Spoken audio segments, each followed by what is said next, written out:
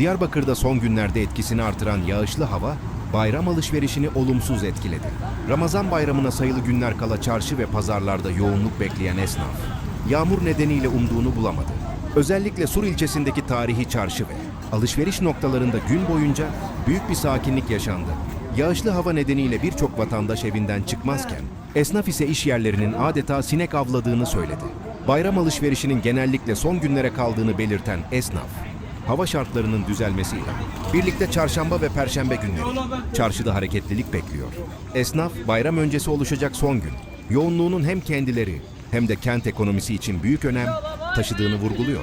Şimdi gözler bayram öncesi son günlerde çarşıya gelecek vatandaşlarda. Bu tür içerikler için abone olmayı unutmayın.